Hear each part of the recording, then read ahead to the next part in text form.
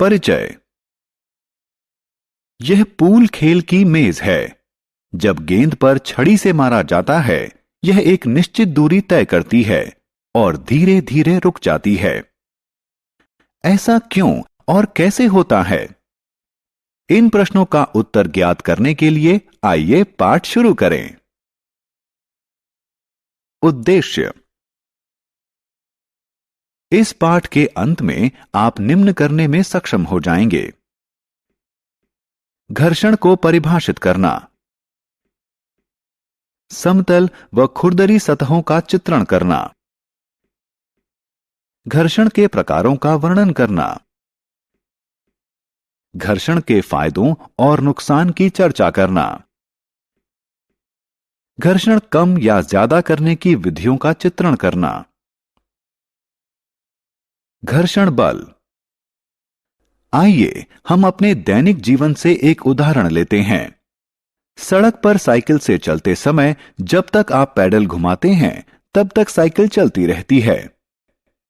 जब आप पैडल घुमाना बंद करते हैं, साइकिल की गति धीमी पड़ जाती है और धीरे धीरे साइकिल रुक जाती है। ऐसा क्यों होता है? ऐसा वास्तव में घर्षण के कारण होता है, जो दो सतहों के एक दूसरे के संस्पर्श में गति करने अथवा गति करने के प्रयास में उत्पन्न होने वाला एक बल है। जब एक सतह दूसरी सतह के संस्पर्श में गति करती है अथवा गति करने का प्रयास करती है, तो घर्षण सदैव गति का अथवा गति करने के प्रयास का विरोध करता है। वह बल जो पिंड द्वारा किसी सतह पर गति करने के दौरान गति का विरोध करता है, घर्षण बल कहलाता है।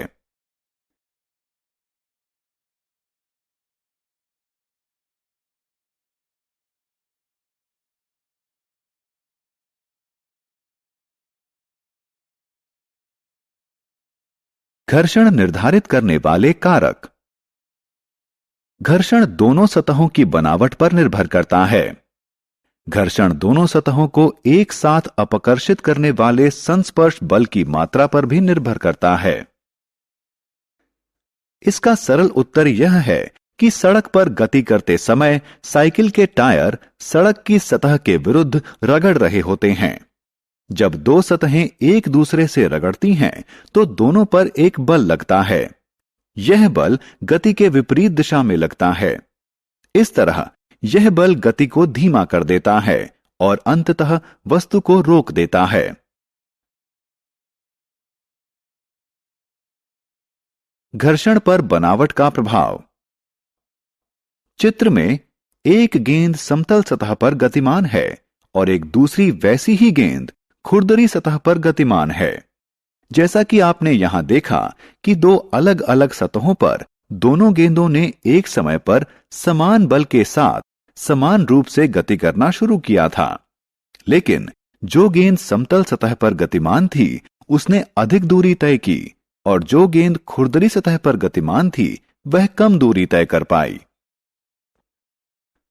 इससे पता चलता है कि संस्पर्श करने वाली समान सतहों पर समतल सतह की तुलना में खुरदरी सतह अधिक बल लगाती है। इस उदाहरण से सिद्ध होता है कि घर्षण संस्पर्श करने वाली सतहों की बनावट पर निर्भर करता है। समतल और खुरदरी सतहें। कुछ सतहें समतल होती हैं और कुछ खुरदरी। कुछ कम खुरदरी होती हैं और कुछ अधिक खुरदरी।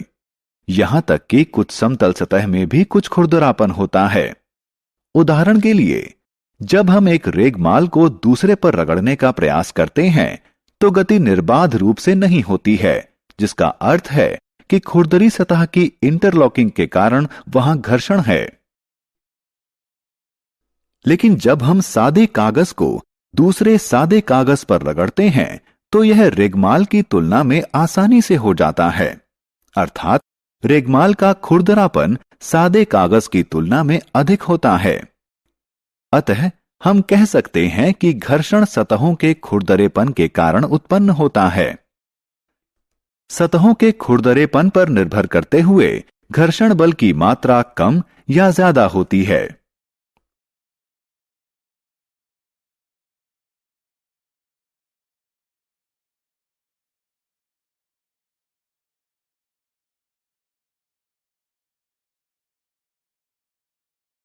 सारांश। आइए हमने जो कुछ सीखा है उसे संक्षेप में दोहराएं। घर्षण वह बल है जो किसी पिंड द्वारा किसी सतह पर गति करने का विरोध करता है। घर्षण बल वह बल है जो किसी पिंड द्वारा दूसरे पिंड की सतह के संस्पर्श में की जाने वाली गति का विरोध करता है। घर्षण बल सतह की बनावट और संस्पर्श बल की मात्रा पर निर्भर करता है।